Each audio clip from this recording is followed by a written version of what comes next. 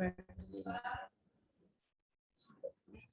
अपने बारे में बता दीजिए बच्चों को, बाकी सब बिस्मिल्लाह कर दीजिए। अस्सलाम वालेकुम सबको।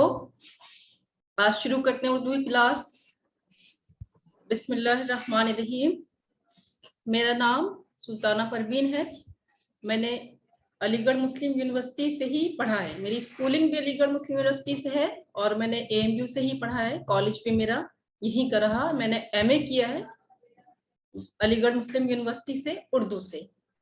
ठीक है, और इंशाल्लाह मैं कोशिश करूंगी आपको बहुत अच्छी तरह समझाने की, बहुत अच्छी तरह पढ़ाने की, ताकि आप सब लोग इंशाल्लाह टेस्ट को क्वालिफाई करें बहुत अच्छे से। और मैं चाहूंगी जितना भी मैं पढ़ाऊं बहुत अच्छे से, वो सारे क्वेश्चन आप जो है आ जाए आपकी और आप क्रैक कर पाए।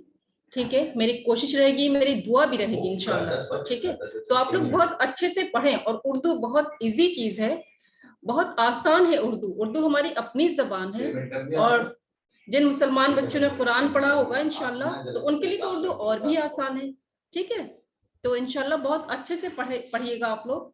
सबके पास उर्दू की बुक है अपनी जबान, और सब ज्यादातर क्वेश्चन, सारे क्वेश्चन उसी में से आते हैं। और चैप्टर के लास्ट में ग्रामर भी दी हुई है हमारी, तो ग्रामर के लिए आप लोग को अलग से पढ़ने की जरूरत ही नहीं। और बाकी सारा ग्रामर में पढ़ाऊंगी आपको, टोटल ग्रामर में पढ़ाऊंगी। बाकी जितने क्वेश्चन आपके आते हैं, कंटेंट्स आप देखेंगे उर्दू की अपनी जबान में अच्छा खासा कंटेंट्स है।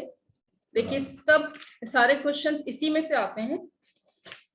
जैसे माँ का ख्वाब, हमारा सबक 1 है माँ का ख्वाब। इसमें से ज्यादा से ज्यादा सवाल आए, 7 क्वेश्चंस आए। 2015, 2014, 2018, 2016 और 2015 में भी आया, 2019 में भी आया और 2020 में भी आया। सबसे इम्पोर्टेंट चैप्टर, हाँ सबसे इम्पोर्टेंट चैप्टर है ये लिटरेचर का। लिटरेचर का मैं बताती हूँ पहले आप लोगों को कितने कितने क्वेश्चन किस किस चैप्टर से आए हमारे। ठीक है, तो आप लोग अच्छे से सुन लीजिए, क्योंकि अभी आपका DPT भी होगा तो इसी में से होगा सब।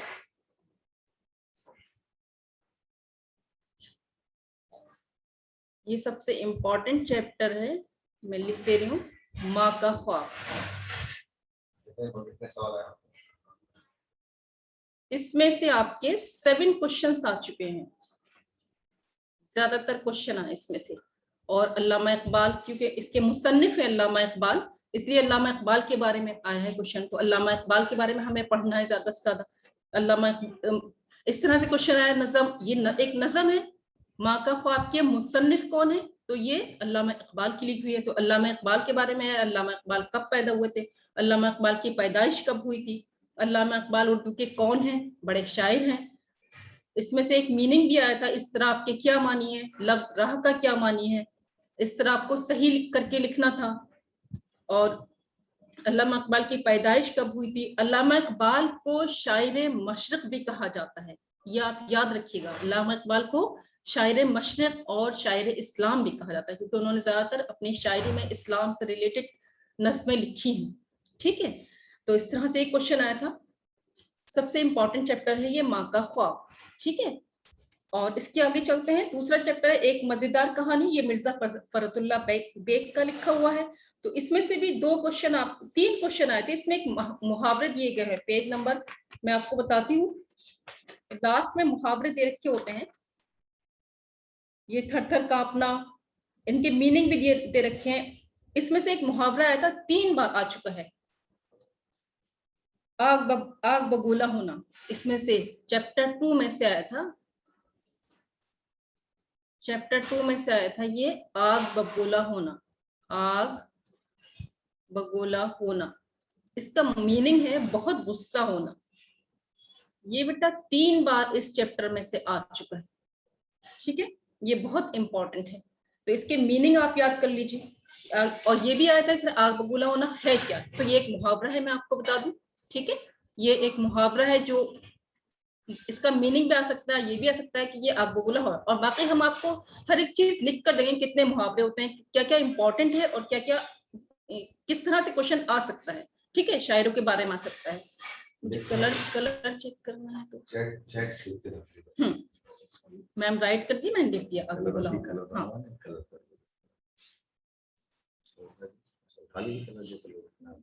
ग्रीन चाहिए, ठीक है। इसके बाद है चैप्टर 3 है हमारा नहुई करोली। देखिए इसके मुसन्निफ है रतन नासर। मुसन्निफ तो आप लोग बेटा अच्छे से लर्न ही कर लीजिएगा, डेली 1-2 बार भी पढ़ेंगे तो आपको याद हो जाएंगे। पूरा लिस्ट दे देंगे ना, पूरा लिस्ट हम आपको दे देंगे। और वैसे तो आपके पास बुक है, नवाब सर ने आपको भेजी है बुक, फिर से भेज देंगे। और फिर से भेज देंगे सर। ये एक नज़म है, इसमें से भी आया है कि रतननाथ सरशार जो है किस नॉवेल से लिया गया है। ये लो फिर ये इनका जो नहुई करोली ये किस नॉवेल से लिया गया है? तो फसाना आजाद से लिया गया है। चैप्टर 3 में ये क्वेश्चन आ सकता है, ये इम्पोर्टेंट है कि ये किस नॉवेल से लिया गया है।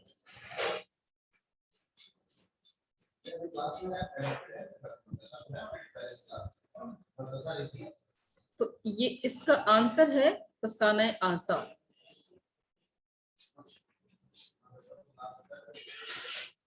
ठीक है, तो ये फसाना आजाद से लिया गया है नहुई करोली। ठीक है, इस चैप्टर के लास्ट में मुरक्कब अल्फाज दे रखे हैं, ये बहुत इंपॉर्टेंट है। ये 2 बार ये क्वेश्चन है, रिपीट भी हो सकता है। मुरक्कब अल्फाज अभी मैं आपको पढ़ाऊंगी मुरक्कब अल्फाज क्या होते हैं। आज की ग्रामर में ये पढ़ाऊंगी कि मुरक्कब अल्फाज क्या होते हैं।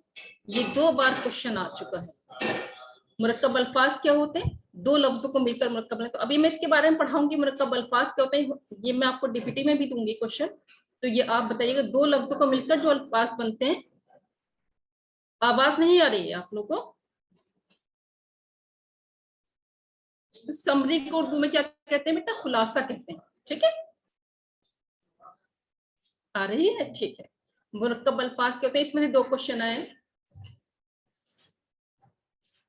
हाँ, जिसके आगे भी लग सकता है और पीछे भी लग सकता है, पहले भी और बाद में भी। तो ये ठीक है मुरक्कब अल्फाज होते हैं। ये 2 क्वेश्चन आए। ठीक है, आगे देखिए। इसके बाद है चैप्टर 4 लो फिर बसंत आई। इसके मुसन्निफ है हफीज जालंधरी। सर अभी बता देंगे बेटा आपको, टीपीटी का टाइम भी बता देंगे, टीपीटी कितने मिनट्स का होगा ये भी बता देंगे। सब आपको पता लग जाएगा बेटा।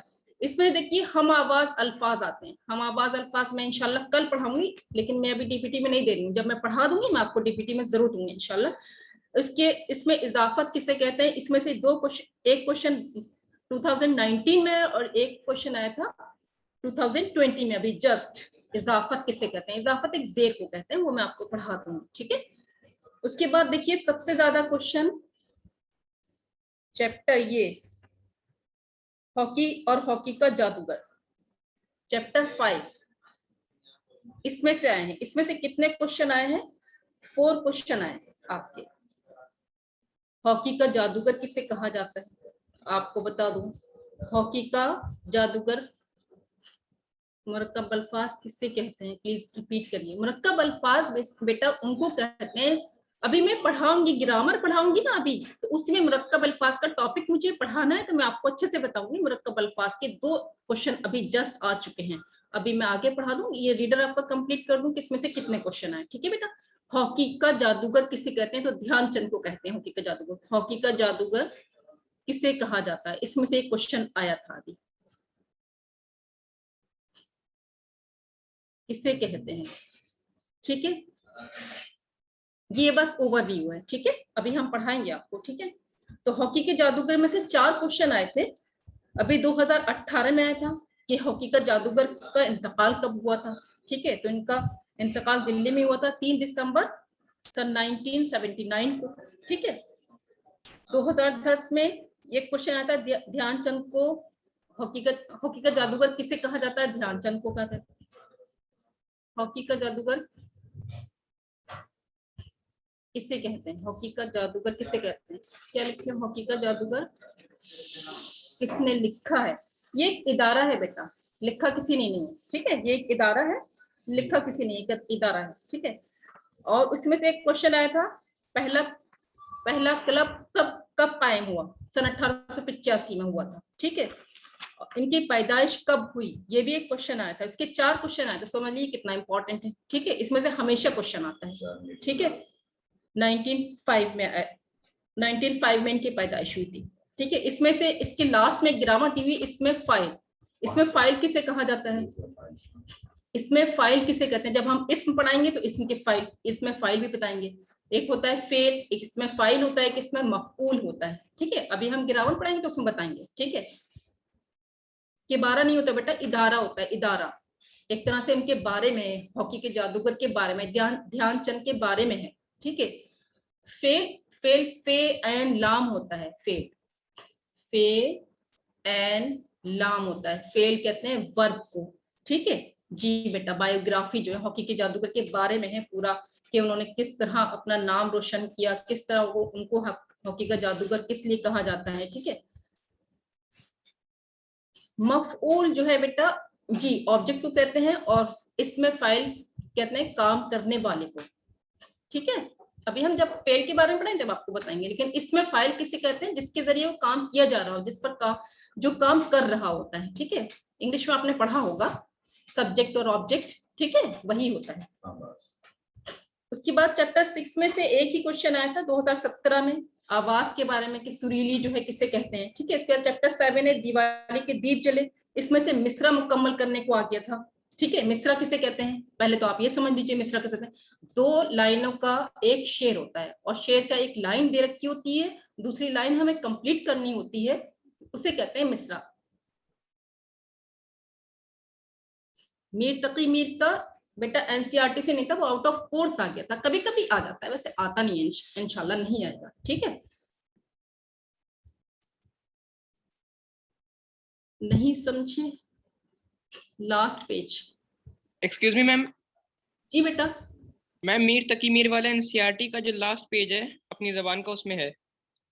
अच्छा, वो मैंने अभी देखा नहीं, देख लेती हूँ मैं, हो सकता है उसमें से आ गया हो। लिख लीजिए आप। हाँ, लास्ट पेज में से है। हाँ, मैं लिख लेती हूँ, लास्ट पेज में से है। बच्चे बहुत अच्छे हैं। हाँ बिल्कुल, होना चाहिए एकदम एक्सपीरियंस में ये लोग। बिल्कुल, मैं भी देख लेती हूँ। ठीक है, अच्छा मिसरा कंप्लीट करने को आ जाता है, जैसे कि एक मिसरा आ गया कोई, जैसे नज़म माँ का ख्वाब का आ गया, लरसता था डर से मेरा हाल बाल बाल। अब ये दूसरा मिसरा इसका कंप्लीट करना है, तो आप जब पोएम रीड करूंगी मैं तो आप सुनिएगा अच्छे से, और आप रीड कर सकते हैं। उर्दू पढ़ना बस आपको आना चाहिए बेटा, उर्दू पढ़ना बहुत इंपॉर्टेंट है। बस उर्दू पढ़ना आ गई, आप इंशाल्लाह सारे क्वेश्चन कर देंगे। उर्दू पढ़ना आ गई तो समझ तो लेंगे ही क्लास में, सब कुछ इंशाल्लाह कंप्लीट। उसका दूसरा मिसरा है, कदम का था दहशत से उठना मुहाल, मुहाल यानी मुश्किल, कदम आपका स्टेप। तो ये आपको दूसरा मिसरा आपको कंप्लीट करना होता है, तो आपको कई मसले दे रखे होते हैं, उसमें आपको सही मिसरा चुनना है। ठीक है, तो ये होता है मिसरा।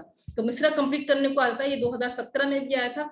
और इस कंटेंट में से एक क्वेश्चन ये भी आ गया था कि ये जो है रघुपति सहाय फ्राक गोरी, ये आया था फ्राक गोरखपुरी का सही नाम क्या था, पूरा नाम क्या था? तो आपको आना चाहिए। दिवाली के दीप जले एक नज्म है, इसके मुसन्निफ है रघुपति सहाय फ्राक गोरखपुरी। तो आपको इसका नाम अगर अच्छे से याद होगा तो आप जल्दी से कर देंगे। ठीक है, तो इसका ये भी क्वेश्चन आ गया था, तो कंटेंट्स में से आप याद कर लीजिए सारे। इसके बाद है चैप्टर 8 है ये, इसमें से 2014 में 2015 में से क्वेश्चन आया था। एक मीनिंग आ गया था अया के मानी, तो अया के मानी होते जाहिर होना। एक मुरक्कब अल्फाज आ गया था हुज्जतबाजी, तो ये आपको कंप्लीट करना होगा कि उसमें से कई लफ्ज दे रखे होंगे। ठीक है, रघुपति सहाय फ्राक गोरखपुरी जी, ये इनका पूरा नाम है। जब आप कंटेंट में से सारे नाम याद कर लेंगे ना बेटा, तो आपको कोई प्रॉब्लम नहीं होगी। 1-2 बार डेली रीड करिए, इंशाल्लाह हो जाएगा, इसमें कोई इतना ज्यादा मुश्किल नहीं है। ठीक है, तो इसमें से ये इस तरह मुरक्कब अल्फाज देखिए, इसी में से आ गया था हुज्जतबाजी, जो एक मुरक्कब अल्फाज है। ठीक है, उसके बाद चैप्टर 9 में से 2017 और 2018 में से क्वेश्चन आया था, एक मीनिंग आ गया था दक्कानुसी का क्या मीनिंग है। और ये जो है इनका लिखा हुआ है, ये शरद चंद्र चटर्जी की नॉवेल पर बनी पहली फिल्म किस जबान में थी? तो किस जबान में थी? बंगाली जुबान में थी। अच्छा, मैं राइट भी कर रही हूँ। शरद चंद्र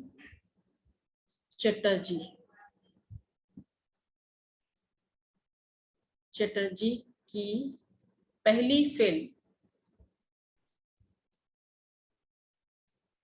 बंगाली जुबान में थी, और उसमें कई जुबान के ऑप्शन दे रखे होंगे, संस्कृत है, फारसी है, कुछ भी है, लेकिन आपको तो सही बात याद होनी चाहिए, बंगाली जुबान में थी। तो हमारा सही आंसर होगा, सॉरी जबान में थी, नए पेज में हाँ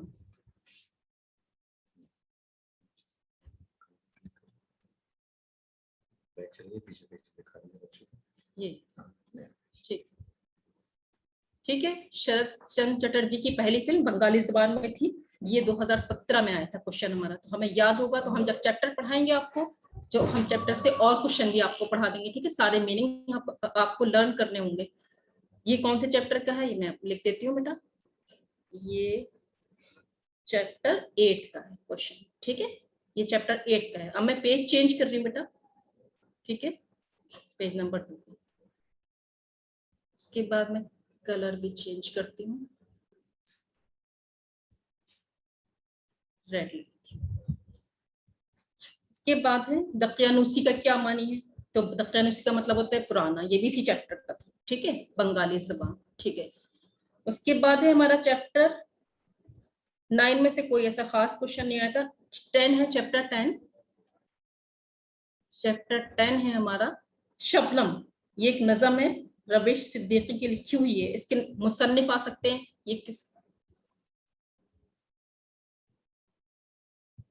अच्छा बेटा एक बार स्क्रीनशॉट लेना था, तो मैं पेज दोबारा दे दूं आपको। दकियानूसी का मीनिंग होता है बेटा, मैं लिख देती हूँ, दकियानूसी का मीनिंग होता है,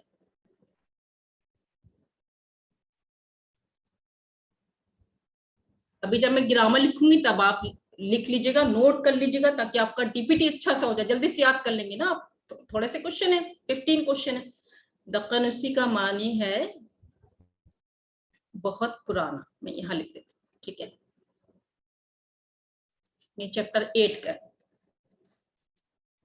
ठीक है, चैप्टर 8 का है।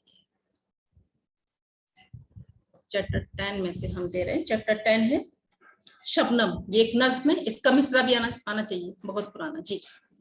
देखिए इसके हमें मुसन्निफ आ सकते हैं, रवीश सिद्दीकी, शबनम चैप्टर 10 के मुसन्निफ हैं, मैं लिख देती हूँ, एक नज्म है, बुक है ना सबके पास जी, इंपॉर्टेंट है, चैप्टर 15 भी इंपॉर्टेंट है, महात्मा गांधी का उसमें सबसे ज्यादा क्वेश्चन है। नज्म के मुसन्निफ हैं रवीश सिद्दीकी, ठीक है, ये आ सकता है, इनके मुसन्निफ कौन है।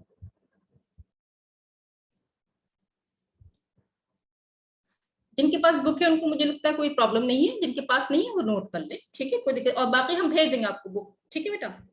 मुसन्निफ है, इसका मिसरा भी आ सकता है, इसमें से एक आया था, इसके मुसन्निफ रवीश सिद्दीकी 2016 में आया था, और 2019 में आया था, इसमें एक वाहिद जमा के ज्यादातर क्वेश्चन आते हैं। मैम रवीश सिद्दीकी की रोशन सिद्दीकी है। हाँ नेम रवीश सिद्दीकी की रोशन सिद्दीकी है। नहीं, रवीश सिद्दीकी बेटा, रोशन सिद्दीकी नहीं है, बुक में भी यही दे रखा है, रोशन नहीं है, खून का नुक्ता तो नहीं है बेटा इसमें, रवीश सिद्दीकी। इसमें एक आया था वाहिद जमा का एक क्वेश्चन, वाहिद जमा के सबसे ज्यादा क्वेश्चन आते हैं बेटा, ठीक है, वाहिद जमा के क्वेश्चन सबसे ज्यादा है, मैं आपको इसके बहुत सारे अल्फाज आपको भेज दूंगी वाहिद जमा के, ठीक है, तो बहुत सारा याद कर लीजिएगा, और डेली एक बार पढ़ेंगे, डेली एक बार, ऐसा रूटीन कर लीजिए, आपके पास और भी सब्जेक्ट्स हैं तो एक बार डेली रीड कर लीजिए, आज वाहिद जमा हमें रीड करना है, आज हमें मुतजाद अल्फाज रीड करना है, आज हमें ऐसा अपना रूटीन बना लीजिएगा जिससे आपको आगे प्रॉब्लम ही नहीं होगी, और जब रूटीन बन जाएगा तो याद होता जाएगा, ठीक है, समझ रहे हैं आप लोग। तो आज वाहिद जमा रीड कर लिया, ठीक है, नेक्स्ट डे आपने मुतजाद अल्फाज रीड कर लिया, मुतजाद अल्फाज भी आते हैं, ठीक है, इसमें फाइल का 1-2 बार रीड कर लिया, उसमें 2 या 3 क्वेश्चन जरूर आ जाते हैं, जब ग्रामर समझ लेंगे आपको तो आपको तो कोई प्रॉब्लम नहीं, ठीक है। इसमें से सहरा की जमा आ गया था, इसकी जमा होगी सहरा, सहरा की जमा आया था, लेकिन और भी आ सकते हैं, सहरा की जमा आया था, इसका होता है सहराओं, सहरा माने जंगल, ठीक है, ये आ गया था, ठीक है। हाँ बिल्कुल, अभी पढ़ाऊंगी जितना टॉपिक में आज पढ़ाऊंगी ग्रामर का बेटा, अजहर तनाज अजहर, उतने आपको डीपीटी देना है, ठीक है, तो आप ध्यान से लिख भी लीजिएगा और याद भी कर लीजिएगा, क्योंकि मैं जो बोल रही हूँ वो याद कर लीजिएगा। ठीक है बेटा, तो इसलिए आपका डीपीटी जल्दी से हो जाएगा तैयार। ठीक है, इसके बाद देखिए चैप्टर 11 में से तो कोई ऐसा खास क्वेश्चन नहीं आया अभी। इब्ने इंशा है, ये इब्ने इंशा, फिर भी आपको इनके मुसन्निफ के बारे में पढ़ लीजिएगा। उसके बाद है चैप्टर 12, मैं चेंज करती हूँ, पेन ग्रीन लेती हूँ। इम्पोर्टेंट है हमारा चैप्टर 12, जी आया साहब, ये एक कहानी है। ठीक है, ये सादत हसन मिंटो, ये बहुत इंपॉर्टेंट क्वेश्चन है, चैप्टर है। इस सादत हसन मिंटो का ताल्लुक किस सिंध से है? ठीक है, तो अफसाने से है, ये अफसाना निगार है। इस तरह से आप लिख लीजिए, सादत हसन मिंटो, अक्सर आ जाता है इसमें से क्वेश्चन, और कभी कभी ना सोचो तब भी आ जाता है कि कहीं ऐसा तो नहीं कि ये नहीं आया, ज्यादा क्वेश्चन तो आ जाता है। मिंटो का ताल्लुक अफसाने से है, ये अफसाना निगार है, इस तरह से भी आ सकता है, अफसाने से है। हाँ, वो भी करवा देंगे बेटा, एनसीईआरटी से वो भी करवा देंगे, क्यों नहीं करवाएंगे, सब करवाएंगे बेटा, आप परेशान ना हो। और ये भी कह सकते हैं ये अफसाना निगार है, ये इस तरह से रहता है, ये अफसाना निगार है। ठीक, इस तरह से भी आ जाता है क्वेश्चन। ठीक है, उसके बाद है चैप्टर 13, ये भी देखिए एक नज़म है ख्वाब आजादी, और इसमें से भी 3 क्वेश्चन आए आपके। इसके मुसन्निफ है शौकत थानवी, मैं लिख देती हूँ। चैप्टर 13 ये एक नज़म है, इसमें से मिसरा भी आ सकता है, तो मिसरा भी मैं आपको सिखा दूंगी। और इसके मुसन्निफ है शौकत थानवी, ये तो आप सब बुक में से लर्न कर ही लेंगे। ठीक है, इसमें से 3 क्वेश्चन आए हैं आपके, और आ भी सकते हैं आगे, 2016 2015 में भी आया। इसमें से वाहिद जमा आया था, तरकीब की जमा क्या है? अफसाना निगार क्या होता है बेटा? अफसाने, जो अफसाने लिखते हैं, ठीक है, वो उनको अफसाना निगार कहते हैं। ठीक है, कुछ नॉवेल निगार होते हैं।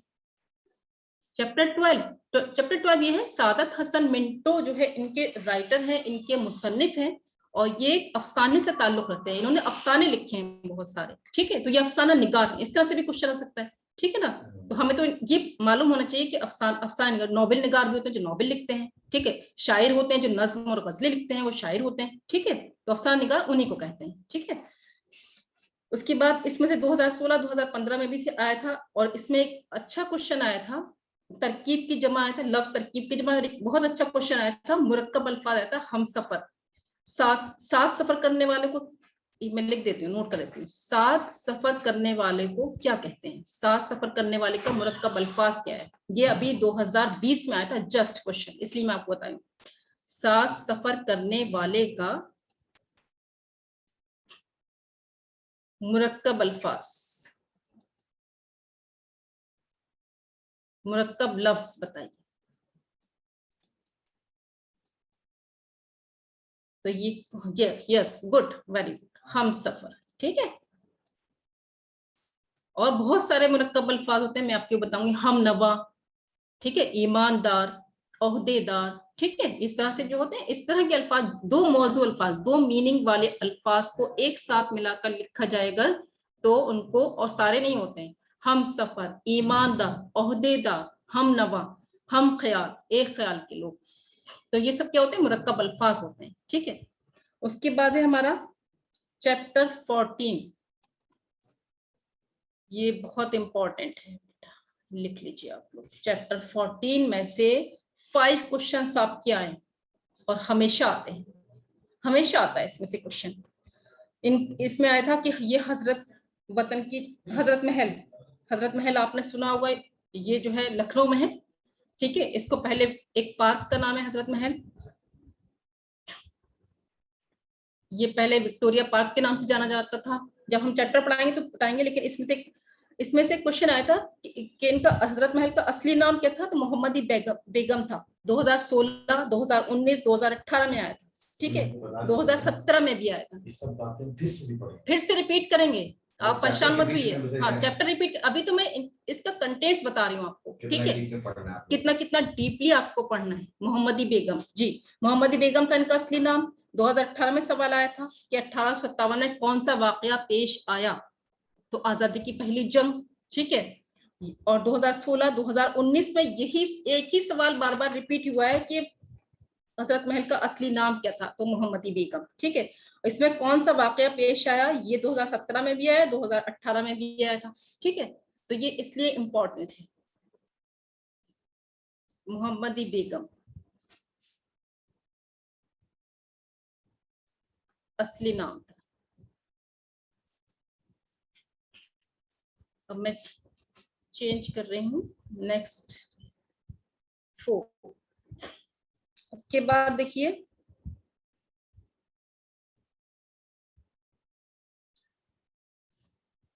चैप्टर है हमारा 15, ये भी बहुत इंपॉर्टेंट चैप्टर है, लिख लीजिए आप, ये समझ लीजिए आप पहले, फिर से हम कोशिश करेंगे कि फिर से रिपीट करेंगे इंशाल्लाह। इसमें देखिए 4 क्वेश्चन हमारे आए थे महात्मा गांधी से रिलेटेड, ठीक है।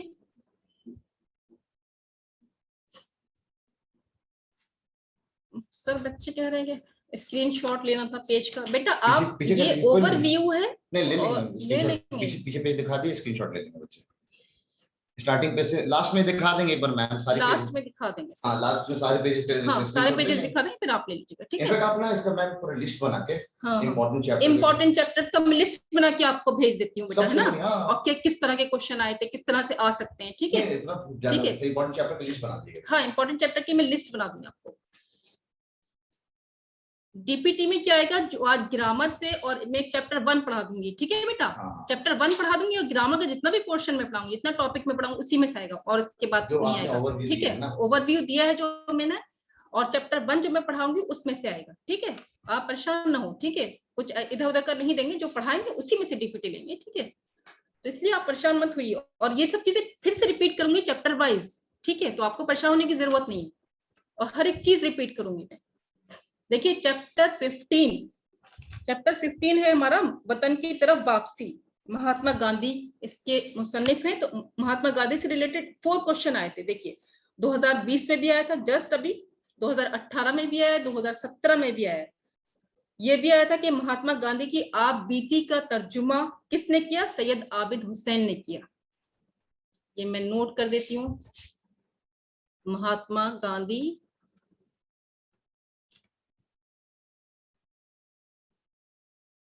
की आप बीती का तर्जुमा किसने किया, सैयद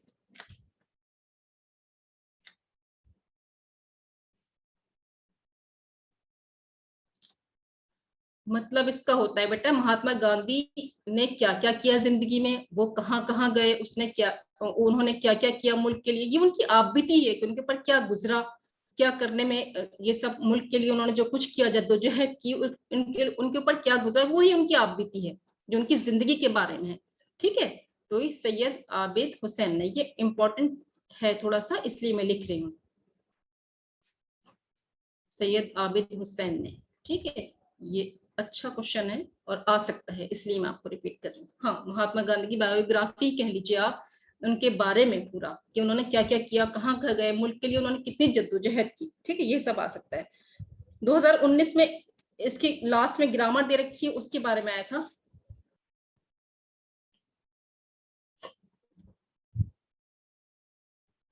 जी सैयद आबिद हुसैन ने, उन्होंने उर्दू में ट्रांसलेट किया था, उर्दू में, ये हम उर्दू पढ़ रहे हैं तो उर्दू के बारे में बात करेंगे। हाँ देखिए इसमें ग्रामर का सवाल आया था हरफ जार का, हरफ जार किसे कहते हैं, ठीक है। तो हरफ जार किसे कहते हैं मैं आपको आगे ग्रामर में पढ़ाऊंगा, लेकिन अभी शॉर्टली मैं आपको बता देती हूँ कि हरफ जार उसे कहते हैं जो सेंटेंसेस को या जुमलों को जोड़ता है, ठीक है, उसे हरफ जार कहते हैं। जैसे से, को, ये सब क्या है, सेंटेंस को जोड़ते हैं, तो ये हरफ जार कहलाता है। ये 2019 में जस्ट आया था, तो ये आ सकता है, रिपीट हो सकता है इंशाल्लाह क्वेश्चन।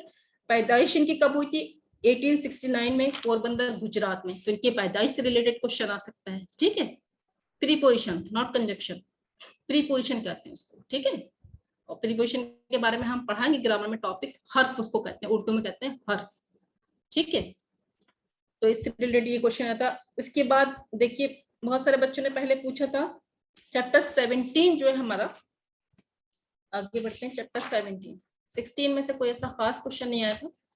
एक नज़म है, इसके मुसन्निफ के बारे में पढ़ लीजिएगा, फैज अहमद फैज। चैप्टर 17 रफी अहमद किदवाई। रफी अहमद किदवाई कौन थे? चैप्टर 17, ये अच्छा क्वेश्चन है, ये आ सकता है क्योंकि अभी 2019 में इसका क्वेश्चन आया था अभी जस्ट, इसलिए इम्पोर्टेंट है मेरी नजर में भी, और आप भी समझ लीजिए ये इम्पोर्टेंट है, आ सकता है। वजीरे मुइस्लाहात कौन थे? वजीरे, चैप्टर 16 फलस्तीनी बच्चे के लिए लोरी एक नज़म है, इसके मुसन्निफ के बारे में पढ़ लीजिएगा। जब हम चैप्टर पढ़ाएंगे तो उसके मीनिंग भी आपको समझा देंगे। उसके चैप्टर के लास्ट में थोड़ी बहुत ग्रामर होगी, वाहिद जमा, जब हम वाहिद जमा पढ़ाएंगे तो हम उसके बारे में पढ़ा देंगे, ठीक है जी। जी बेटा, हर्फ की सारी किस्में लिखवा दूंगी मैं आपको, जब ग्रामर पढ़ाऊंगी तब लिखवा दूंगी। अभी तो मैं सिर्फ ओवरव्यू दे रही हूँ आपको, किसमें से कौन से क्वेश्चन किस बार आ सकते हैं। वजीर मौसलाहत किसे कहते हैं, पहले आप ये समझ लीजिए, ठीक है। वजीर मौसलाहत कहते हैं जो रेडियो का, कम्युनिकेशन का जो इंतजाम करते हैं उनको कहते हैं। रेडियो है, जैसे डाक है, उस तरह के जो इंतजामात होते हैं वो जो मिनिस्टर करते हैं उनको कहते हैं वजीर। तो ये वजीर मौसलाहत कहते हैं उनको, ठीक है। कम्युनिकेशन मिनिस्टर, कम्युनिकेशन मिनिस्टर, ठीक है, समझ गए आप लोग। कम्युनिकेशन मिनिस्टर मैं लिख देती हूँ, हाँ मिनिस्टर, आप लोग समझ गए ना, कम्युनिकेशन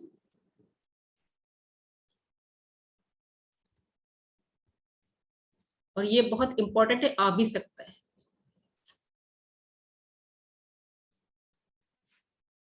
ठीक है। वजीर मसलहत वो होता है ये, क्योंकि 2019 में आया क्वेश्चन, और इसमें वाहिद जमा भी आया था इस चैप्टर में से।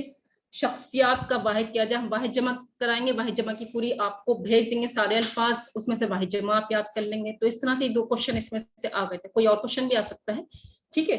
तो चैप्टर 17 में से इतना आया था। वजीर मसलहत तो आपको जरूर याद करना है क्योंकि बहुत इंपॉर्टेंट है, ठीक है।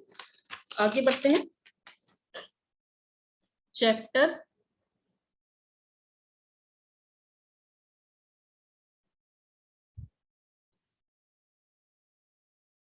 इसके बाद है चैप्टर 18,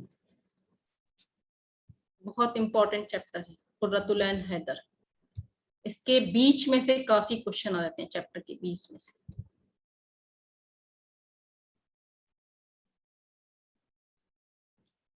जी बेटा, वही कम्युनिकेशन मिनिस्टर वही होते हैं, डाक वगैरह के, और कम्युनिकेशन जो एक दूसरे से बात करने का जरिए, पहले इसी तरह से हुआ करता था, डाक वगैरह जाया करती थी और ये सब जाया करते थे, जो तार वगैरह जाते थे, ये सब जो होते थे पहले ऐसे ही तो होता था।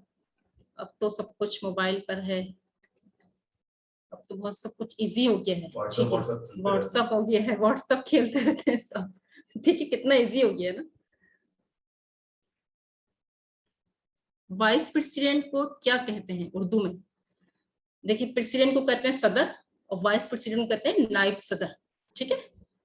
मोहम्मद, क्या नाम है आपका? मोहम्मद सरफराज, अच्छा यही कहते हैं। वाइस प्रेसिडेंट को क्या कहते हैं?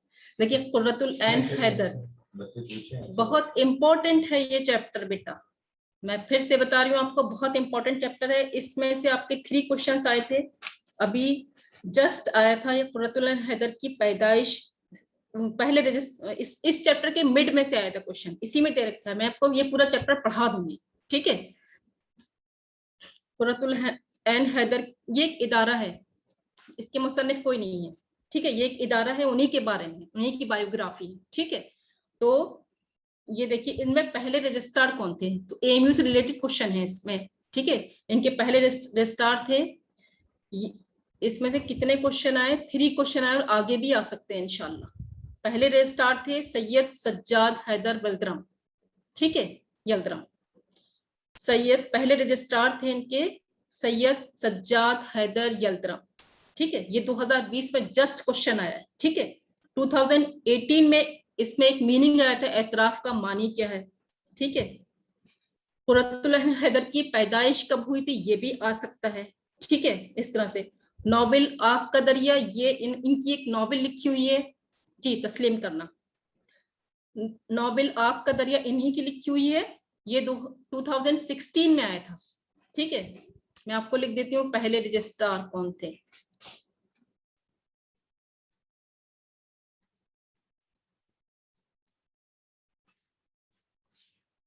ताकि आप लोग एक बार ओवरव्यू देख लें,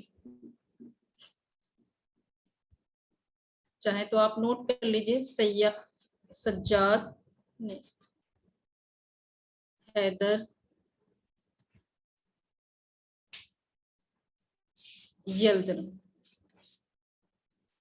यल्दरम थे। नॉवेल, इसमें से एक क्वेश्चन आया था आग का दरिया जी। ये 2016 में आया था। नॉवेल आग का दरिया में किस तरह का टेक्निक इस्तेमाल की गई, तो शऊर की रोक टेक्निक इस्तेमाल की गई। एमयू के रजिस्ट्रार के नाम, एमयू के रजिस्ट्रार का नाम है ये जी। पहले रजिस्ट्रार को, जब एमयू कायम हुआ था 1920 में, सर सैयद अहमद खान उनके बानी थे इस एमयू के, उन्होंने ही कायम की थी। तो ये क्वेश्चन भी आ सकता है कि अलीगढ़ मुस्लिम यूनिवर्सिटी के बानी कौन थे, तो आप किस पे टिक करेंगे, सर सैयद अहमद खान। सर सैयद अहमद खान से रिलेटेड क्वेश्चन आता है, सर सैयद अहमद खान एमयू के कौन थे, इस तरह से भी आ सकता है। ठीक है, तो बानी थे इनके। जब एमयू कायम की गई सन 1920 में, तो पहले रजिस्ट्रार कौन कायम हुआ, सज्जाद हैदर यल्दरम।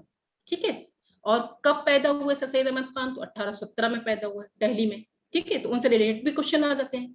ठीक है, अब पहला नॉवेल इनका, ये मैं नोट कर देती हूँ, कुर्रतुल ऐन हैदर का जी, बानी थे आमिना, बानी थे सर सैयद अहमद खान। अब ये कुर्रतुल ऐन हैदर का इनका पहला नॉवेल, ये बहुत इंपॉर्टेंट है, इनका पहला नॉवेल। ये भी आ सकता है कि इनके पहले नॉवेल का नाम क्या था, तो मैं इसमें लिख देती हूँ इनके पहले नॉवेल का नाम था मेरे भी सनम खाने में।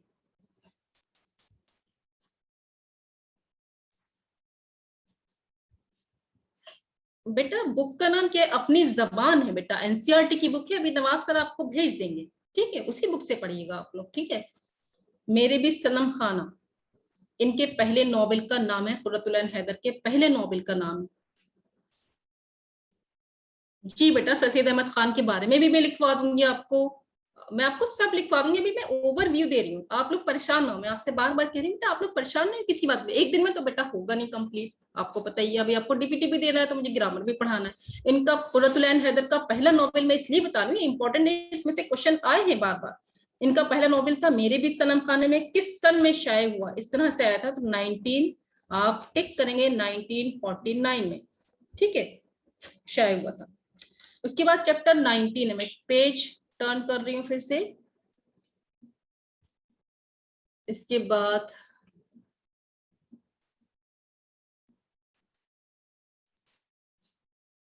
चैप्टर है हमारा, उसके बाद 19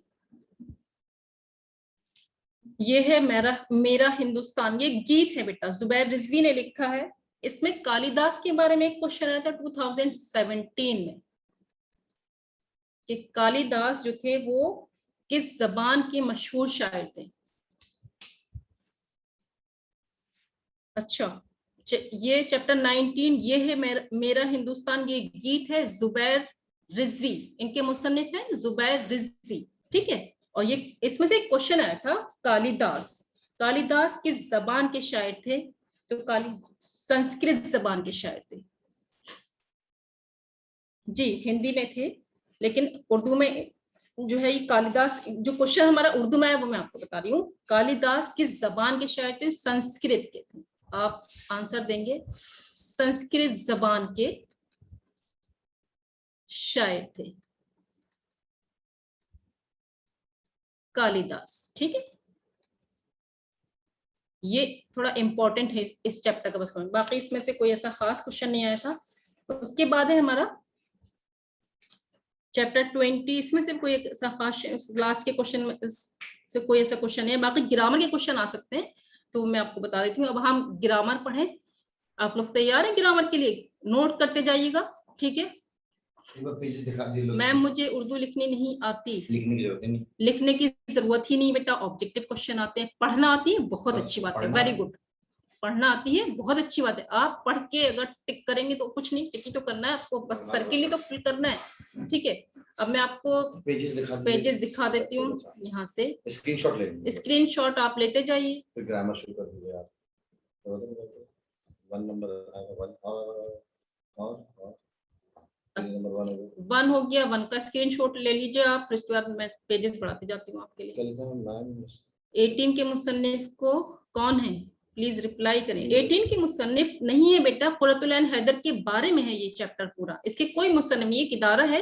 इदारा कहते हैं उनकी बायोग्राफी है, उन्होंने क्या किया, वो क्या थी।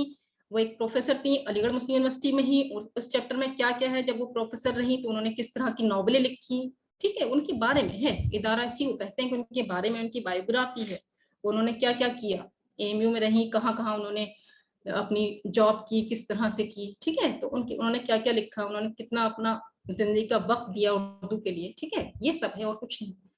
ले लिया आपने चैप्टर 1 इसका, पेज नंबर 1 का, इससे इससे ना। हाँ तो भाई ब्लैक हो गया, आगे बढ़िए। नेक्स्ट इधर ही मैं। अच्छा आगे बढ़ेंगे तो आगे और आगे। बस नेक्स्ट पेज ले लीजिए, स्क्रीनशॉट बोल दीजिए, ले लो। स्क्रीनशॉट ले लीजिए। फिर आगे 4 इसका ले लीजिए। हाँ मैं पवेलियन में बैठा हूँ, सब देख रहा हूँ। बच्चे के लिए उर्दू का मैच चल रहा है, उर्दू का मैच चल रहा है। आगे खूब मजे मजे की बातें करते हैं बच्चे। चलिए हो गया। अब नया पेज लेके उर्दू शुरू कर दीजिए। यहाँ उर्दू से ग्रामर, हाँ नया पेज ले लीजिए, उर्दू ग्रामर शुरू कर दीजिए। अब मैं उर्दू ग्रामर शुरू कर रही हूँ, आप लोग नोट करते जाइएगा, ठीक है? 15 मिनट में जाएगा। हाँ हो जाएगा इंशाल्लाह। उर्दू ग्रामर में बेटा मैं आपको बता दूं, पहले ओवरव्यू दे देती हूँ मैं आपका इसका, ठीक है? देखिए वाहिद जमा के सबसे ज्यादा क्वेश्चन आते हैं, 9 क्वेश्चन आ चुके हैं, ठीक है? टॉपिक सारे वाहिद जमा उर्दू ग्रामर, उर्दू ग्रामर लिख देती हूँ मैं।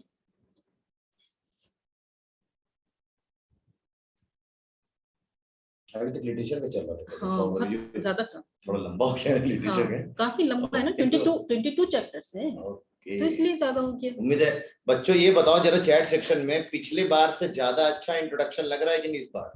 ओवरव्यू कैसा है इस बार? पिछले वाले जो क्लास कर रखे हैं बच्चे। शुक्रिया बेटा, मस्त है। मैम बहुत मेहनत करके आई है इस बार आप लोग के लिए एकदम। मैंने पढ़ा है बहुत बच्चों की तरह। बेटा इसमें से 9 क्वेश्चन आ चुके हैं वाहिद जमा, तो वाहिद जमा के बहुत सारे क्वेश्चन, शुक्रिया बेटा, वाहिद जमा के बहुत सारे क्वेश्चंस में बहुत सारे अल्फाज में आपको भेज दूंगी, क्योंकि बेटा इसमें से ज्यादा क्वेश्चन आते हैं। 9 अल्फाज आ चुके हैं, 9 बार ये क्वेश्चन आ चुका है। उसके बाद है मुज़क्किर मुअन्निस में से भी आता है। मुज़क्किर मुअन्निस जब मैं पढ़ाऊंगी तो आपको सब समझ में आएगा। मुज़क्किर मुअन्निस में से भी 2 क्वेश्चन आए थे, 2 बार आ चुके हैं। मुरक्कब अल्फाज अभी मैंने आपको बताया था, मुरक्कब अल्फाज 2, ठीक है? उसके बाद इसमें फाइल, इसमें से भी आया था, अभी 2016 में भी आ चुका है, 2019 में भी आया था। इसमें फाइल किसे कहते हैं मैं अभी आपको बता ही चुकी हूँ, ठीक है?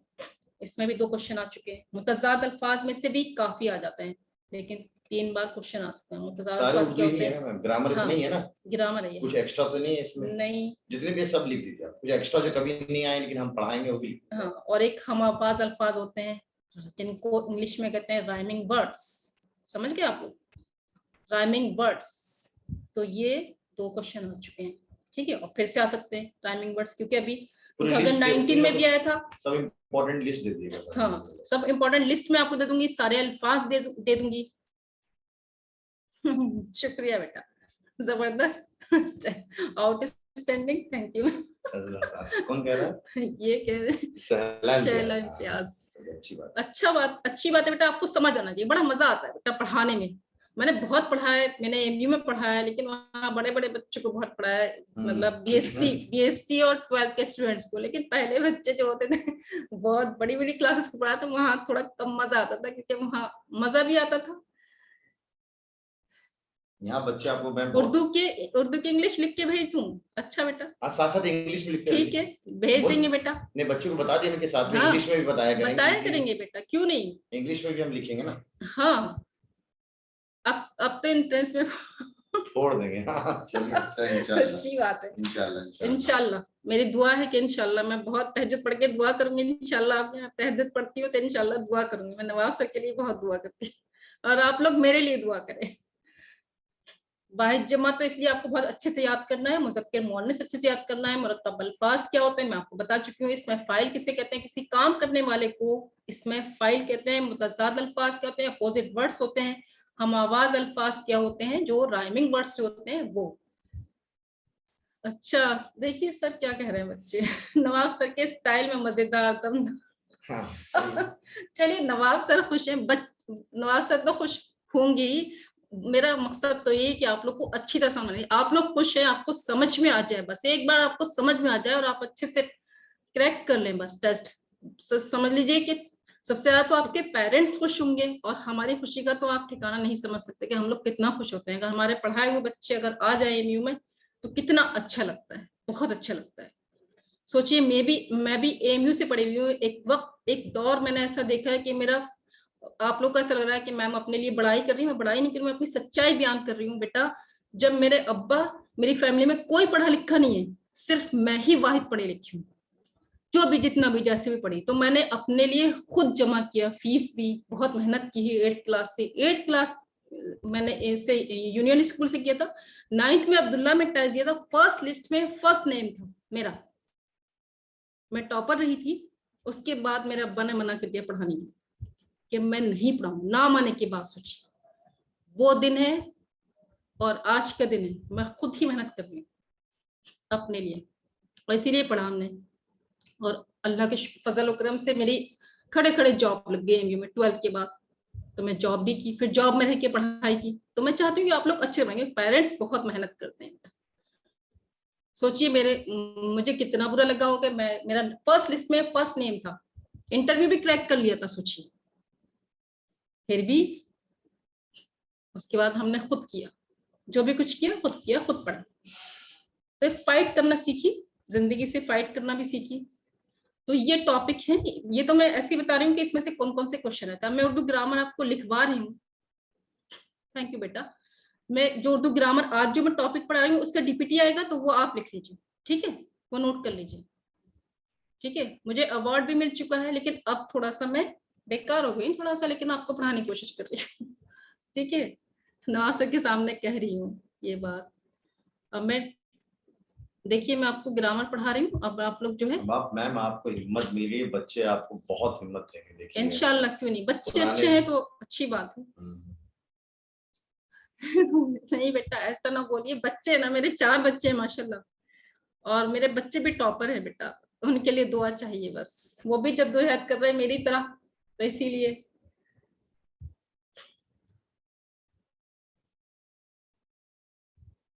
मुझे न्यू पेज लेना है, तो यहाँ से लेना होगा। ओके, अब उर्दू ग्रामर जो मैं लिख रही हूँ, कहाँ गया वो वाला पेज? पीछे मैम सारे बात माने आपकी, बस आप पढ़ाइए, बस ठीक है, बस इसी पेज में नीचे लिखिए ना, तो नया टॉपिक नहीं, ग्रामर लिखना है मुझे पूरा। अच्छा, मुझे आज डीपीटी, हाँ, अच्छा, ग्रामर में बस इतने 6 टॉपिक हैं। अभी मैं जो इस तरह से क्वेश्चन आए थे वो मैंने ओवरव्यू बता दिया, ठीक है। अब मैं ग्रामर कितना है, और पूरा ग्रामर तो बहुत सारा है बेटा, बहुत सारे टॉपिक से मैं टॉपिक वाइज पढ़ाऊंगी, ठीक है। जो आज टॉपिक पढ़ा रही हूँ, जिसका मुझे डीपीटी लेना है, हाँ, वो जल्दी पढ़ा दी, बाकी वो मैं पढ़ा दूं, फिर मैं वो आपको नोट करके आपको पीडीएफ बना के उसका भेज दूंगी, जितने टॉपिक्स थे हमारे ग्रामर में, ठीक है। ग्रामर के सारे टॉपिक्स। हाँ, तो मैं टाइम नहीं है, लिखवा न्यू पेज लेना, हाँ टाइम नहीं, यहाँ से न्यू पेज लेना, अगला आगे चल, यहाँ से पीछे जाएगा ना, ये आगे जाएगा, ओके, खाली पेज लिया आपको। हाँ, ग्रामर का टॉपिक लिखिए, बिस्मिल्लाह कर। चलिए आप लोग नोट करते जाइए, क्योंकि ग्रामर का टॉपिक है और आपको नोट करना है ये सब।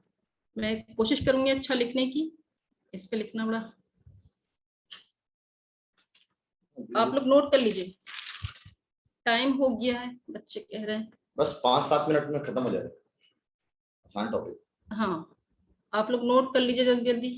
लफ्ज या कलमा,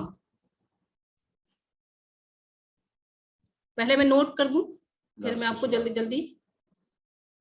बोलते जाइए, आज बच्चों को डिक्टेट करा दूं, टाइम हो गया ना तो आदमी के मुंह से निकलने वाली बामानी, बामानी समझते हैं, जिसका कोई मानी हो, बामानी आवाज। जी मोहम्मद साहिल कुछ कह रहे हैं? मैम बामानी, एक्सक्यूज जी मी बेटा। मैम, जी ये आपने लफ्ज या कलमा लिखा, ये दोनों एक ही हैं? जी, लफ्ज या कलमा एक ही चीज है, ठीक है बेटा। लफ्ज की या मैम, लफ्ज की दो किस्में आदमी हैं, के, कलमा हाँ, और आदमी मोहम्मद। आदमी कुछ बोल रहा जी बेटा बताइए। मैम, लफ्ज की दो किस्में हैं, कलमा और मोहम्मद। उसके उसके ये पार्ट्स है बेटा, उसकी किस्में मैं अभी आगे लिखवाती हूँ ना आपको। लफ्ज या कलमा, आदमी के मुंह से निकलने वाली बामानी आवाज को, जो हमारे मुंह से आवाज निकली, जो हम आपको बोल रहे हैं, ये आपको समझ में आ रही है ना, असल में इसी को हम कलमा या लफ्ज कहते हैं, ठीक है। आवाज को लफ्ज कहा जाता है। जैसे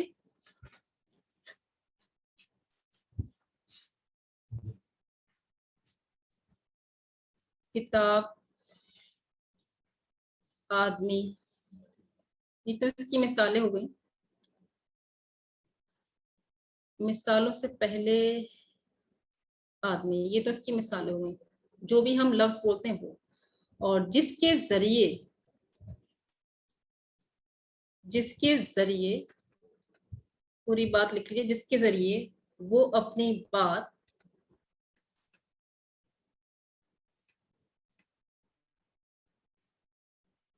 दूसरों तक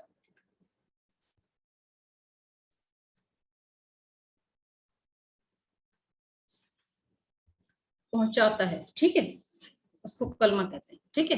जैसे किताब है, आदमी है, जो भी हम बोल रहे हैं उसका कुछ मानी है, तभी तो आप समझ रहे हैं। हाँ, इंसान के लफ्ज से जो भी आवाज निकली वो मीनिंग है ना, उसका कोई मानी निकल रहा है, तभी तो जो भी आवाज निकल रही है उसको लफ्ज, जो भी अल्फाज हमारे निकल रहे हैं वो आप तक पहुंच रहे हैं, इसी को लफ्ज या कलमा कहते हैं, ठीक है। अब कलमे की, ये क्वेश्चन आपके डीपीटी में आ सकता है, कलमे की दो किस्में हो सकती हैं, होती हैं। मुझे रेस करना है।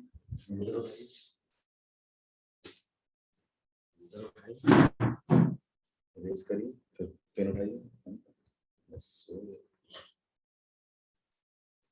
होती हैं, पहला है, जल्दी जल्दी नोट कर लीजिए। इंट्रोडक्टरी में थोड़ा सा टाइम लग गया, ज्यादा ओवरव्यू हो गया, बहुत अच्छा। अच्छे इनफैक्ट आपने से ग्रामर टाइम, तो पूरा लिस्ट भी नहीं दिया बच्चों को। हाँ, वो अल्फाज मौजू, पहला है वो अल्फाज जो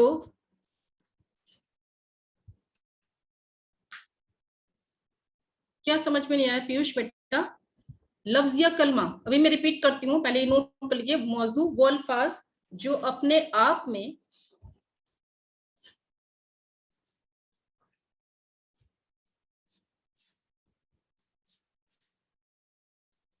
बहुत ओवरव्यू किया है तो इसलिए टाइम लग गया, चैप्टर बहुत थे ना सर, इसलिए।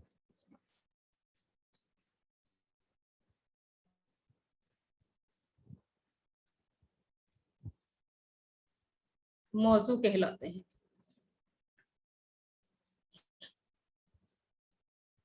जैसे इंसान, अभी मैं आपको दोबारा रिपीट करती हूँ पीयूष, और जिसकी समझ में नहीं आया उसको भी रिपीट करती हूँ, आप लोग सुन लीजिएगा। पानी वगैरह। दूसरी मिसाल है इसकी, दूसरे किस्में महमिल, इससे भी कभी कभी क्वेश्चन आ जाता है। महमिल, ये फर्स्ट पेज ही है बेटा, ग्रामर का ये फर्स्ट पेज है, वो तो मैंने ओवरव्यू दिया था, ये फर्स्ट पेज है, आप इसको नोट कर लीजिए, स्क्रीनशॉट ले लीजिए इसी का। पूरा कंप्लीट हो जाए पहले, उसके बाद वो अल्फाज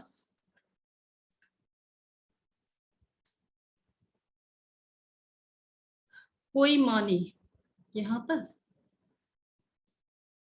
कोई मानी, मीम है ये, मीम मानी रखते हैं।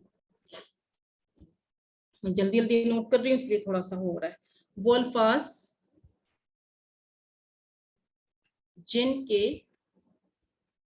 कोई मानी न हो महमिल कहलाते हैं। अच्छा बेटा, स्क्रीनशॉट आपको ले लीजिएगा अभी। नवाब सर आपको पेज, या मैं ही आपको पेज अभी दे देती हूँ, तो अभी आप ये नोट कर लीजिए, इसका ले लीजिएगा ताकि ये ना रह जाए। ये ग्रामर का है, यहाँ से ग्रामर आपको स्टार्ट करनी है, इसलिए इसी का डीपीटी होना है, पहले ये ले लीजिए, ठीक है। जैसे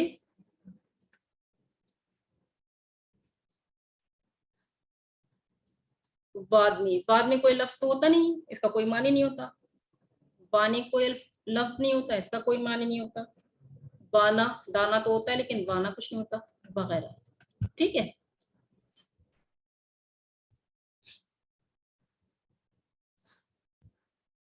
अब मैं नेक्स्ट, इसका स्क्रीनशॉट आप ले लीजिए, इसको रिपीट में कर दूं, ठीक है। जी बेटा शहला इम्तियाज कुछ कह रही हैं आप?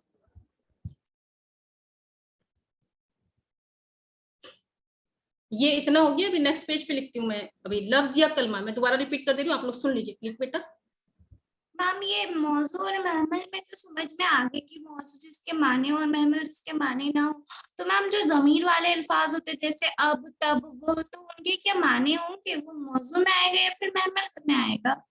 मौजू में आएगा, अब कब ये सब मौजू में आएगा, ठीक है। सब मौजू वाले, अब समझ में आ रहा है ना कि अब जो है वो इस्तेमाल होता है ना जुमलों में, तो इसलिए कब ये सब इस्तेमाल होता है ना जुमलों में। अब वब तो इस्तेमाल नहीं होगा जुमलों में, अगर इसका हम महमिल बनाए तो वब हो गया, तो ये तो इस्तेमाल नहीं होगा, इसका कोई मीनिंग नहीं होता, ठीक है। मैं आप में रिपीट कर रही हूँ, पढ़ रही हूँ, एक बार सुन लीजिए, फिर मैं दूसरा पेज शुरू करती हूँ, आप लोग इसका स्क्रीनशॉट ले लीजिएगा, ठीक है। लफ्ज या कलमा, ठीक है। आदमी के मुंह से निकलने वाली बामानी, बामानी सुन लीजिए, ये बामानी आवाज जो हम बोल रहे हैं इसका कुछ मीनिंग है ना, हम उल्टा सीधा तो नहीं बोल रहे, मतलब कुछ ऐसा तो नहीं बोल रहे जो समझ में नहीं आ रहा हो, है ना। तो बामानी आवाज को लफ्ज कहता है, जैसे किताब है, आदमी, जिसके जरिए वो अपनी बात दूसरों तक पहुंचाता है, उसको लफ्ज कहते हैं या कलमा कहते हैं। कलमे की दो किस्में होती हैं, मौजू वो अल्फाज जो अपने आप में कोई मानी रखते हो मौजू कहलाते हैं, जैसे इंसान, हैवान, पानी, किताब, ये सब क्या है, ये मौजू अल्फाज है, ठीक है। महमिल है वो अल्फाज जिनके कोई मानी नहीं होता, महमिल कहलाते हैं, ठीक है। जी आमिना, इस उस, ये सब मौजू अल्फाज हैं, और महमिल अल्फाज का तो इस्तेमाल होता ही नहीं है, ठीक है, जाहिर सी बात है। वादमी, वानी वगैरह, ठीक है, महमिल अल्फाज का इस्तेमाल होता ही नहीं है, लेकिन इसमें ग्रामर में बताया गया है कि महमिल अल्फाज क्या होते हैं, ठीक है। अब देखिए मैं पेज जो है चेंज कर रही हूँ, ठीक है, समझ में आ गया इतना आपको? नहीं, ये पहला वाला पेज है, ये नेक्स्ट पेज चेंज करूँ, ठीक है। अब मैं कलर लेती हूँ, ग्रीन ले लेती हूँ। इसके बाद लिख लीजिए, मौजू लफ्ज का ही इस्तेमाल होता है, मौजू लफ्ज की, मौजू की। अब देखिए मुरक्कब अल्फाज आएगा, सुन लीजिए, ठीक है। मौजू लफ्ज की दो किस्में होती है, नोट करते जाइए जल्दी से। अभी आपका डीपीटी होने वाला है इसलिए मैंने दोबारा पढ़ दिया था, अब आपको समझ में आ गया होगा। एक होती है मुफरिद, नोट कर लो पहले, अगर मौजू लफ्ज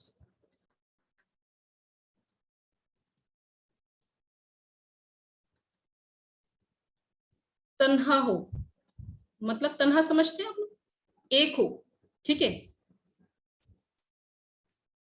तो उसे मुफरिद कहते हैं, सिंगल। जैसे किताब, कलम, वगैरह। ठीक है, दूसरा है मुरक्कब अल्फाज। मुरक्कब, मुरक्कब किसे कहते हैं? अगर कई मौजू लफ्ज, मौजू लफ्ज समझ लीजिएगा, कई मौजू अल्फाज का मजमुआ, मजमुआ कहते हैं ग्रुप को। ठीक है, वाहिद हो, अगर एक लफ्ज है तो उसको मुफरद कहेंगे, मजमुआ हो तो उसे मुरक्कब कहते हैं। अभी आप थोड़ा सा टाइम दे देंगे तो आप अच्छे समझ पाएंगे। मुझे मालूम है लेट हो गया है, टाइम ज्यादा हो गया, लेकिन समझ लीजिए क्योंकि आपका डीपीटी होने वाला है तो कम से कम इतना तो पढ़ा ही दूं आपको। जैसे अक्लमंद, ठीक है, अक्लमंद, खौफ ज़दा, ये सब मुरक्कब अल्फाज है। अभी आपने एक लफ्ज पढ़ा था हम सफर। ठीक है, ठीक है, ये होगा। उसके बाद है टॉपिक है हमारा इस्म। इस्म किसे कहते हैं? किसी शख्स, ये मैं पहले भी पढ़ा चुकी हूँ बच्चों, किसी शख्स, चीज या जगह के नाम को इस्म कहते हैं। जैसे कोई जगह बताइए, जैसे अलीगढ़, अलीगढ़ एक नाम है शहर का। मेज, किताब वगैरह। ठीक है, बस इसमें इतना ही पढ़ाऊंगी। ग्रामर में तो मैं फिर से रिपीट कर रही हूँ, मौजू लफ्ज की दो किस्में होती हैं। जी बेटा बताइए। उर्दू डीपीटी में ओनली उर्दू ग्रामर होगा? नहीं बेटा, जितना मैंने ग्रामर पढ़ा है आपको उतना, और जितना मैंने ओवरव्यू दिया था स्टार्टिंग के ओवरव्यू फर्स्ट चैप्टर का, उसमें से बस फर्स्ट चैप्टर का ओवरव्यू दिया था मैंने, माँ का ख्वाब का दिया था, है ना। उसके मीनिंग में एक बार और रिपीट कर देती हूँ। मीनिंग है, पहले मैं ये कर दूं कंप्लीट। ठीक है, मौजू लफ्ज की दो किस्में होती हैं। एक होती है मुफरद, अगर मौजू लफ्ज तन्हा हो तो उसे मुफरद कहते हैं। तन्हा कहते हैं सिंगल, एक वर्ड, ठीक है, उसे मुफरद कहते हैं, जैसे किताब कलम वगैरह। दूसरा है मुरक्कब, मुरक्कब से आएगा क्वेश्चन, अगर कई मौजू अल्फाज, मौजू समझ लीजिए, मौजू अल्फाज मीनिंगफुल अल्फाज का, बस 2 मिनट, अल्फाज का मजमुआ हो तो उसे मुरक्कब कहा जाता है। जैसे अक्लमंद, खौफजदा, हम सफर, जो आपका आ चुका है 2020 में क्वेश्चन। उसके बाद है इस्म। इस्म कहते हैं, इसको इंग्लिश में मैं लिख देती हूँ, मैंने लिखा नहीं, मैं लिख देती हूँ यहाँ। इस्म को क्या कहते हैं? नाउन। आपने इंग्लिश में तो पढ़ा ही होगा, नाउन कहते हैं। ठीक है, बस डीपीटी आने वाला है आपका। इस्म, किसी शख्स, चीज या जगह के नाम को इस्म कहते हैं, जैसे अलीगढ़, मेज, किताब वगैरह। ठीक है, फर्स्ट चैप्टर का मैंने ओवरव्यू दिया था, मैं आपको फिर से ओवरव्यू दे देती हूँ फर्स्ट चैप्टर, ताकि आपका डीपीटी जो है खराब ना हो।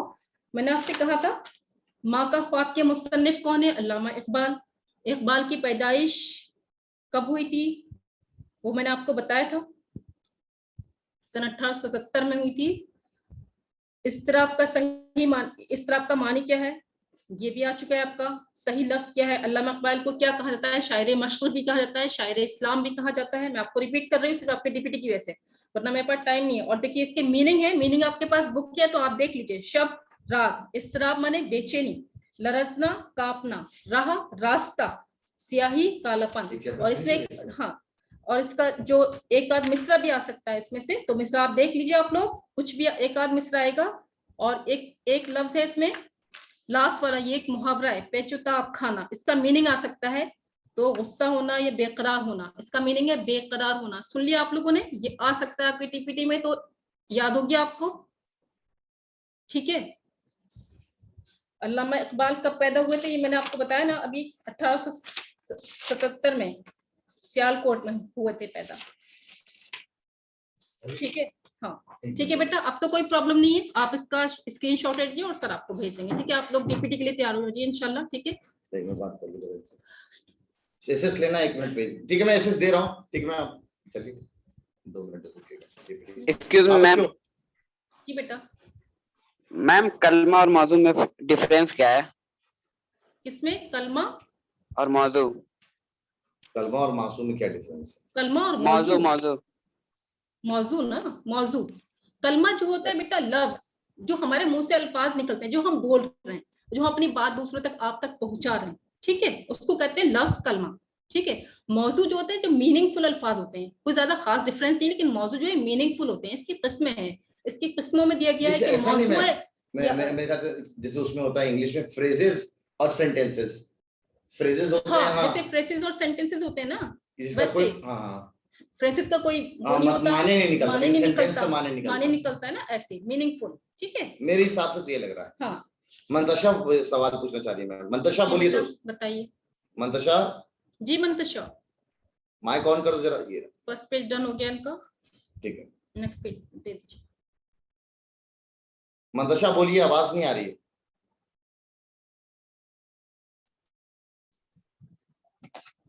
मंतशा, रिजविया, रिजविया, सर हाँ हाँ, सर 1870 का मतलब क्या होता है? मतलब इंग्लिश में क्या होता है?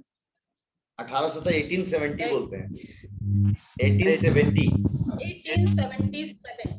1877 ओके। अच्छा अच्छा, 1877। 1877, ठीक है, नोट, हाँ गुड, 1877। हाँ जी, पूरा उर्दू अपने रेट किया हमारा। ये ग्रामर हो गया रे। जो टॉपिक है ना, ये टॉपिक, ये ना, ये टॉपिक है, हाँ, इसको तो इसको हम अलग अलग कलर से अलग लिखेंगे कर ना। से करना है, जल्दी में कोई बात नहीं, कोई बात, अब धीरे धीरे सब हो जाएगा ना। ये टॉपिक समझ में आया ना इन लोगों को, हाँ ठीक है। और कौन सा पेज है? बस ये इतने पेजेस हैं, ठीक है, अच्छे मैम से ले लीजिए। मैम थोड़ा जल्दी कर लिए। हाँ ठीक तो है। मैम का कातलीन हैदर का इंतकाल। मैम एक्सक्यूज मी, जी बेटा, कुर्रतुल ऐन हैदर का, रिमसा बस 10 मिनट आप लोग जब छोड़िएगा तो मैं वो बात- डीपीटी बनाऊंगा। इसमें से कुछ डीपीटी नहीं आ रहा है, वो मैं अब आपको बाद में रिपीट करूंगी। अभी डीपीटी का जो था मैंने वो रिपीट कर दिया बेटा आपको, ठीक है, ठीक है, चलिए। इतना कर लीजिए। हाँ रिस भैया बोलिए। मैम मेरे पास जितनी भी बुक है उर्दू ग्रामर की, मैम उसमें ये है कि लफ्ज की दो किस्में हैं, कलमा और महमल। कलमा को ही मौजू कहते हैं मैम। लेकिन हमारे पास तो कोई ऐसी वो है नहीं, कलमा जो है लफ्ज को कहते हैं, लफ्ज या कलमा।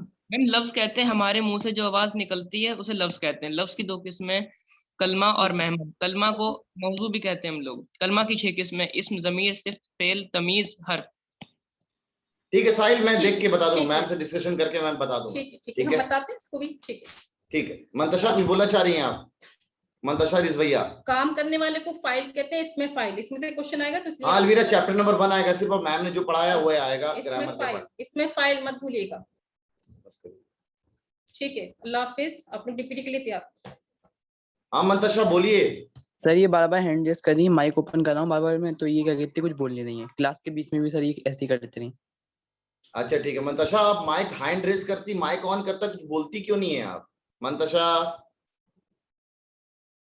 मंतशा, अभी भी लास्ट बार। अनम्यूट है।